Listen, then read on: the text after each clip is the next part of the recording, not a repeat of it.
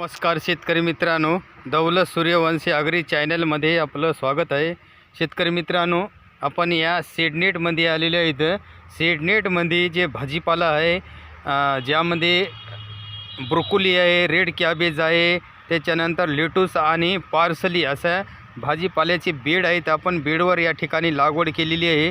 तरी आपल्याला कशा प्रकारे आपल्याला उत्पन्न मिळेल आणि कसं लागवड करायची ह्या व्हिडिओच्या माध्यमामधून आपल्याला बघायचं आहे। तत्पूर्वी जर माझ्या चॅनलवर तुम्ही नवीन असाल तर चॅनलला सबस्क्राईब, लाईक, शेअर करा, कारण माझे असे नवीन नवीन व्हिडिओ तुमच्यापर्यंत पोहोचतील। तर शेतकरी मित्रांनो, तुम्ही आता या ठिकाणी बघू शकता। आता हे लेटूस आहे, हे बघू शकता, हे लेटूस आहे। साधारणतः याची जी लागवड आपण 1.5 फुटावर केलेली आहे। हा जो बेड दिसतो तुम्हाला 2 फुटाचा बेड आहे। हे दोन्ही बेड मधलं जे अंतर आहे हे 1.5 फूट आहे आणि हा जो बेड आहे हा 2 फुटाचा आहे। ते बघू शकता या ठिकाणी आपण हे लेटूस ग्रीन हे एक भाजीपाल्याचा प्रकार आहे। हे आपण या ठिकाणी लावलेले आहे। किती जोमदार येत आहे हे बघू शकता तुम्ही या ठिकाणी। हे पूर्ण हा बेड आहे।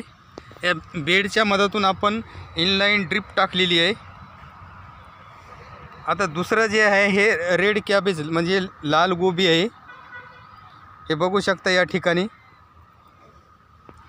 ही लाल गोबी आहे, म्हणजे आपण या ठिकाणी रेड कॅबेज आहे। हे किती ॲक्टिव्ह आहेत। आपण याला सतत म्हणजे 4 दिवस आड करून हुमिक ॲसिड आणि NPK 19-19 याची आपण या ठिकाणी ड्रिचिंग करतो, जे की 20 लिटर पाण्यामध्ये आपण 100 ग्राम टाकतो आणि या ड्रिपद्वारे आपण याला इनलाईनद्वारे देतो आपण। आता या ठिकाणी हे दुसरं एक आहे, ही ब्रोकोली आहे। ब्रोकोली जे आपण हिरवी गोबी म्हणतो त्याला, जे फुला टाईप राहते ती। हे बघू शकता या ठिकाणी तुम्ही, हे बेड आहेत। आता हे साधारणतः आपण फवारणीमध्ये याला आपण बेनिवा हे एक औषध कीटकनाशकचे आपण या ठिकाणी फवारणी करतो, ज्यामुळं मवा, तुडतुडे याचा अटॅक होऊ नये त्यासाठी आपण हे साधारणतः आपण बेनिया हे एक आंतरप्रवाही कीटकनाशक आहे। यामध्ये आपण साधारणतः बेनियाचं प्रमाण जे आपण 10 ते 15 ml टाकतो 10 लिटरच्या पंपला, असं आपण याची स्प्रे घेतो। हे बघू शकता किती ॲक्टिव्ह आहे। आणि दुसरी जे भाजी आहे यामध्ये परसोली आहे। परसोली हे एक भाजीपालाच आहे, जे कोथिंबीर टाईप दिसते, पार्सली। हे बघू शकता तुम्ही, हे असे झुपके असतात। हे एक शेतकऱ्यासाठी किफायत फायदेशीर आहे।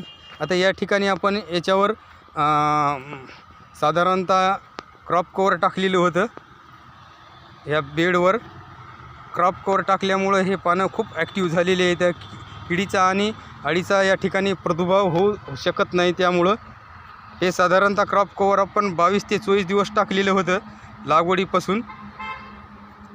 हे बघू शकता या ठिकाणी, अशा प्रकारे या ठिकाणी भरपूर आपल्याला असं जर सीडनेट असेल तर तुम्हाला उत्पन्न घेता येईल।